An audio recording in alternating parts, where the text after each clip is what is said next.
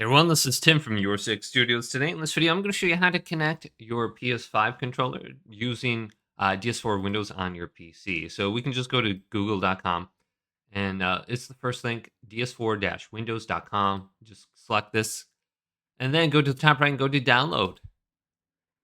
And then go to download right here. So you can use this for your PS4 controller and your PS5 controller. And I believe your Joy-Con controller for Nintendo Switch. So just go to save. And it should open up in the top right. Otherwise, go to File Explorer and then open this up. And this should be in your home downloads folder. And then let's just click into one of these folders that we downloaded. Go to DS4 Windows and then go to DS4 Windows application. And this will force us to unzip it. So we can go to extract all. Drag this little window over here and go to extract in this current location. And then we're going to have this in our downloads folder. And then this window will open up once everything is unzipped. And then we want to go to DS4 Windows, the little blue icon right here. And open this up and go to Program folder.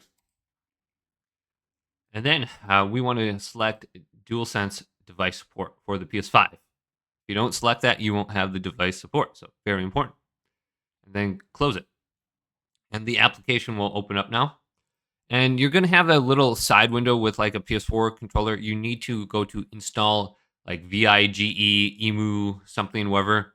Make sure you install, read that, and then connect your controller. Otherwise, it won't work on this application. So now that we have that installed, we need to connect our PS5 controller. And I'm just going to be using a little cable directly to my PC. Otherwise, you can connect it via Bluetooth if you really want. Just hold down the share button, the PlayStation button, and go to Bluetooth and find it under the list, and it will connect. All right. And then under here, you can see my controller's already detected. So if it's not, go to start in the bottom right. So if you're trying to go to start and it doesn't work, you probably have like ViGEmBus or whatever down here. You need to install that. And also another thing is you might have to get like Microsoft .NET before you can use this application. So a window will appear where you have to click yes. Otherwise, you can just find it online.